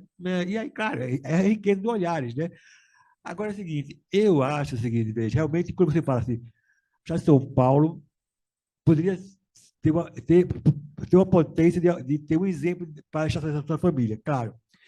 Mas também precisa melhor analisar. Talvez, uma das hipóteses é a própria disputa ideológica partidária, né? Embora foi a Líbia Jatene que implantou, né, em 1965, o PSF, a Líbia Jatene, lá no Ministério da Saúde, né? E do Acre, né? Ele é do Acre. Mas só que assim, a Política Nacional é de 2006, né? E aí é uma disputa muito ferrenha entre federal e estadual. E também assim, aí tem toda uma questão política, né, de disputa de concorrenciais, que isso é uma questão muito séria na nossa relação interfederativa. Então, tem isso, eu acho, né? E também uma questão mais tecnológica, um modelo tecnológico. O Estado de São Paulo, por um grande incentivo, foi uma política forte, a partir do final da década de 60, né? Que eu me lembro, até por fala, né? O professor Guedes sempre falava, não, o Valdo Lezé falava o seguinte: precisamos combater a mortalidade infantil. Vamos ter duas questões. Primeiro, melhorar a questão da água e implantar o programa de saúde da criança e puricultura nos postos de saúde. Eu me lembro, né, das conversas com o professor Guedes, né, lá no departamento, ele falava isso, uma grande força da programação e da reforma do Lezé tinha em atacar a mortalidade infantil no estado de São Paulo. E ele colocou essas duas estratégias, né? Não sei, né, até que ponto, mas tinha essa fala do professor Guedes nas nossas conversas com os residentes, né? Nas aulas, né, lá, que eu me lembro, do departamento de medicina social, antigamente se chamava. Então é o seguinte, mas então essa força fez com que criou uma estrutura tecnológica de médicos, pensando a partir do médico, mas tem enfermeiros, educadores sanitários, né? Mas os programas muito fortes. E tem a rede de saúde, que foi colocada, até essa complexidade, CS1, CS2, é muito forte. Então, a estratégia da família foi difícil. A ocupação em alguns lugares que não existia, em alguns estados, em alguns lugares, foi fácil. Além da vinculação da transferência financeira que o município correu atrás, da indução, isso, né? Mas não tinha nada. Ao pôr, down, né? Aqui tinha. Eu me lembro, assim, eu era gestor regional aqui no município de São Paulo. Em outra época, 2001, como aqui está falando, a Ana já falou, no município de São Paulo. No município de São Paulo existia o estágio PAN, né? Que era os postos de saúde. Né? E até o professor Guedes falava o seguinte: quando ele foi secretário de municipal, aí até fala na entrevista, quando ele foi secretário municipal de saúde de São Paulo, ele mudou, a lógica dele, da experiência de Lezé, ele trouxe para o município de São Paulo. Porque lá, antes da gestão dele, os PANs, que é o Posto de Atendimento Médico de São Paulo, de manhã atendia a demanda espontânea e à tarde fazia os programas, criança e tal. Ele falou, não, tem que ser o dia inteiro. Então, ele, como secretário de saúde, ele começou a mudar também a lógica do modelo tecnológico dos postos de saúde do município. Bom, aqui, quando veio em 2001, a grande defesa da estratégia de família, eu me lembro, eu trabalhei com o Nelson Jorge, uma figura importantíssima, né? Mas há uma defesa radical do modelo da antes-PSF, chamada PSF naquela época. E fez com que forçou pôr o PSF dentro dos postos de saúde da prefeitura. E criou uma confusão. Existia uma estrutura forte nos postos da prefeitura, de médicos clínicos, ginecologistas, psiquiatra, e aí a prioridade foi implantar o PSF.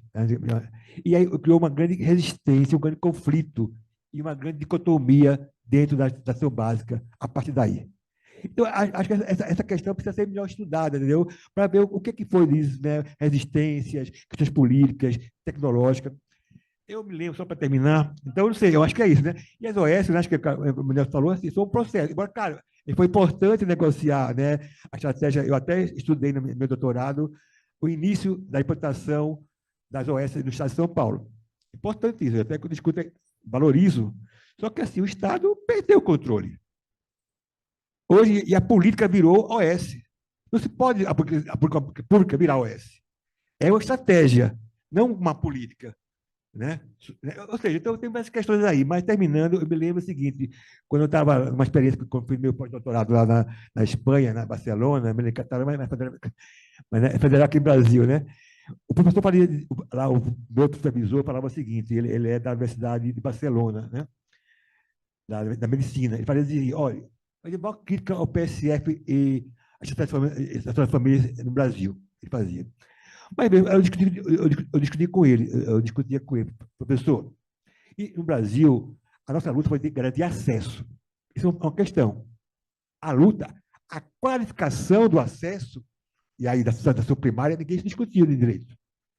Porque lá na Espanha, a Constituição, que foi 10 anos antes, nossa, né, ao final do governo Franco, né, 78, teve a Constituição deles, né, e lá todos os militantes sanitaristas, né, e as pessoas, e muito mais família, quer dizer, lá 99% da população tinha acesso, embora mesmo modelo nosso de previdenciário, mas tinha a maioria tinha acesso à ciência médica, só que a qualidade era muito ruim. Então, eles investiram muito na qualificação e discutiram muito a atenção primária, a questão do médico de família. Aqui, a nossa luta foi garantir abrir as portas. Eu não sei, é uma hipótese que eu discuti com ele lá naquele momento. Ao abrir as portas, é importante, mas nós não pusemos na ação primária, por exemplo, né, como uma grande porta, né, aí, não qualificando. E destruímos experiências importantes, como aqui de São Paulo, a meu ver. Ou seja, precisa ser discutido melhor isso, entendeu, Tatiana? Para ver assim, né, o que dessa experiência precisa jogar fora ou não, né, o que ficou, né, e a nossa resistência política. Né? O Estado de São Paulo mantém o Estado com uma grande resistência política ao governo federal. E se a política nacional e o governo federal, tem essa disputa também. Entendeu? É isso. A do Ian, né?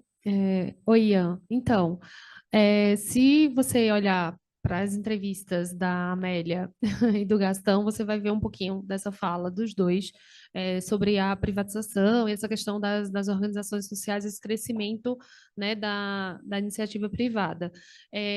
Ambos falam, inclusive discordam um do outro, né? A Amélia, ela critica como a Abrasco já quer levar para a Conferência Nacional e essa carta já pronta do SUS, e a Amélia fala, não fui de acordo com o movimento que a Abrasco faz, eu acho que essa carta tem que ser aberta ao público para que o público também construa essa carta, né? Então, e aí ela também, ambos falam dos movimentos da iniciativa privada desde para a Constituinte, né, onde a gente tem fortemente alguns partidos que defendiam a iniciativa privada. Então, ela fala exatamente desse bastidor e desse movimento que existia fortemente no Rio, né, um movimento fechado no Rio, para a construção mais democrática disso. Mas, assim, trazendo um pouco mais, né, recente, principalmente com as organizações sociais, acho que a gente... o Gastão, ele cita nas suas entrevistas, tá? Que nasceu em São Paulo, eu acho que o professor Nelson já falou um pouco, fruto dessa austeridade mesmo, né, por conta da lei de responsabilidade fiscal, nascem e surgem diversos serviços de saúde pública e que isso levou custo, né? Então, isso precisava ser gerido, né? Ser organizado, você tinha que dispor de recursos humanos, e principalmente com o gasto que isso trazia. E aí, só tentando trazer um pouco disso, a Amélia, ela fala, inclusive, a introdução desse modelo, contudo, representou um aprofundamento de uma mudança cultural. Né? A cor, ela destaca, inclusive, ela traz até as AIs, né, e os SUDs já havia introduzido um pouco dessa racionalidade privada dentro do serviço público quando ela instituía o pagamento por produção, né, então o fee for service. E aí a gente também traz a tentativa, né, de transplantar o raciocínio privado para dentro do equipamento público estatal. E aí essa mudança, ela até os dois colocam, né, como uma mudança que deslocou um pouco o foco de uma lógica de serviço público e necessidades populacionais para uma de eficiência transacional e métricas de produção, que é o que a gente vê hoje. Então, os dois falam de coisas de quando foi constituída as OS e que a gente vive falando, né, que hoje é muito produção, é muito número, métricas, né, que os dois falam nas entrevistas. E aí eles colocam, né, foi um foco nessa lógica de serviço público e necessidades populacionais para o uso de uma eficiência transacional e métricas da produção, pavimentando o terreno ideológico para o modelo das OS. Né? Então, eles falam até que isso serviu como uma pavimentação desse terreno para as OS. E aí o Gaston Wagner, ele traz, né, por sua vez, ele critica, né, como a terceirização se tornou uma forma hegemônica dentro de São Paulo. Então, como o professor Nivaldo falou, ele termina hoje fazendo a gestão que a gente não deveria, né, acontecer, e como também em contraste com os outros grandes sistemas de saúde no mundo, né, foram constituídos. E só para concluir, nas perspectivas, né, tanto da Amélia como do Gastão, e que eles partem, né, de lugares distintos, enfim, com suas enfim, a sociologia crítica e a medicina militante, eles convergem ambos, né, convergem em um diagnóstico poderoso sobre essas tensões estruturais que marcaram a construção do SUS, né, nessa visão do público, nessa visão do privado. E aí essa história da implementação do sistema é uma história de disputa de projetos, né, entre projetos, ideologias e construção. E aí, só para finalizar, né, o legado dessa geração, ela não reside justamente dessas vitórias conquistadas, mas a gente poder abrir esse debate. Eu acho que esse debate ele tem que continuar existindo, para que a gente possa, né, continuar iluminando esses dilemas que existem. A participação público-privada, o mix público-privado está aí. Agora, mais um programa, né, sendo trazido, como a professora Ana Luísa trouxe, mais especialistas, também com a participação da iniciativa privada. Então, a gente precisa, né, cada vez mais se debruçar em relação a isso, mas é algo que é histórico e fez parte dessa construção, tanto que está lá dentro dos artigos da Constituição, né, a participação privada. Mas é isso, um pouco se você ler um pouco das entrevistas, tanto da professora Amélia, como também do professor Gastão, você vai ver, em ambos eles trazem essa construção mais forte. Aqui eu só trouxe algumas palavras que eles citam nas entrevistas. Não sei se dei conta. Bom, fazer uma fala rápida, né? Um pouco no que o professor Nelson falou e um pouco no que você quis dizer da saúde da família, né? Eu acho que a história é um pouco isso, né? A história é um pouco um mosaico, né? Uma história única e uma história muito lisa, ela tem algum problema, né? A história não é lisa, ela é difícil, ela é complexa, ela vai e volta. E eu acho que a ideia do mosaico reflete um pouco isso, né? E a história oral, no meu mestrado eu estou trabalhando com história oral, um pouco da qualidade da história oral é exatamente a possibilidade dela trazer a subjetividade e a memória de quem está narrando, né, de quem está falando aquela história, para você poder perceber o que que a pessoa achava que estava acontecendo, o que ela acha que ela fez, para onde ela estava indo, o que que ela interpreta hoje, né? E essa subjetividade, essa memória, ela é importante porque ela mostra que os contrapontos existem e que eles são necessários para o movimento, né? Ir todo mundo numa única direção, muitas vezes, se a direção não for a correta. Então, quando você tem histórias que te empurram para outro lado, que forçam você a olhar para a saúde pública, para o financiamento, para a verticalização, para a municipalização de outras maneiras, isso mostra um campo de possibilidades. E mostra um campo de possibilidades que estavam postos naquele momento histórico. Então, se tem alguém concordando, se tem alguém discordando, é porque aquela condição era favorável. Você conseguia ter outros pensamentos, né? E eu acho que a história oral ela nos proporciona essa mirada ampla. E uma coisa que eu acho muito interessante, que envolve um pouco da onde a gente está hoje com as OSs, com a saúde da família, é nós temos uma memória. O SUS tem uma memória, o SUS tem uma história, seja em São Paulo, seja no Brasil. Né? Nós vimos isso hoje aqui o dia inteiro, né? E recentemente, não fazendo propaganda, né, eu escrevi um texto sobre o surto de Monkeypox que teve aqui em São Paulo em 2022, e eu mostro como que a comunidade LGBT conseguiu reagir a esse surto com base na experiência acumulada da AIDS. Então, a comunidade formada por médicos, formada por instituições, formada por sujeitos, ela consegue barrar e segurar o discurso preconceituoso, as ações preconceituosas contra a sociabilidade, contra os sujeitos. Mas ela faz isso muito porque ela teve uma experiência com a AIDS, e que forjou uma nova postura no hoje, que impediu que a Monkeypox se tornasse um novo estigma de AIDS. E eu acho que o SUS tem isso. O SUS tem essa experiência, o SUS tem essa coisa rica. Ela não pertence a mim, ela não pertence ao Yunis, ela não pertence a ninguém, né? Ao Sarney, a quem assinou a Constituição, ela pertence a todos. E como a memória da AIDS nos ajudou a barrar a Monkeypox, que a memória do SUS nos ajude a levar para onde a gente quer que o SUS vá. Porque essa memória não está numa pessoa, ela está em todos nós, ela está numa comunidade, ela está na sociedade brasileira. E que sociedade que nós queremos? Então, as memórias do SUS. O SUS é feito em 80. 80 tá Thatcher, tá Hegel, tá Pinochet.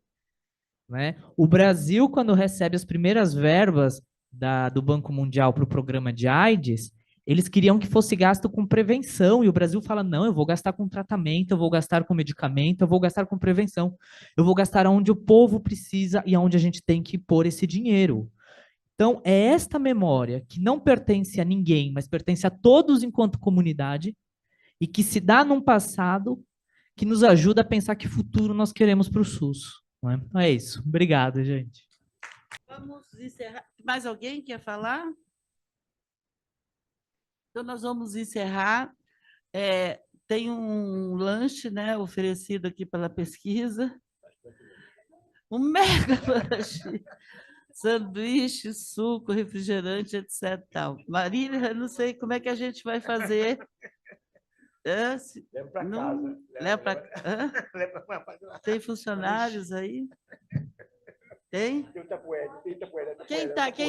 Quem tá online, olha, gente, sinto muito. Não temos delivery aqui, né? Você tem delivery. Então, tá bom, muito obrigada, viu?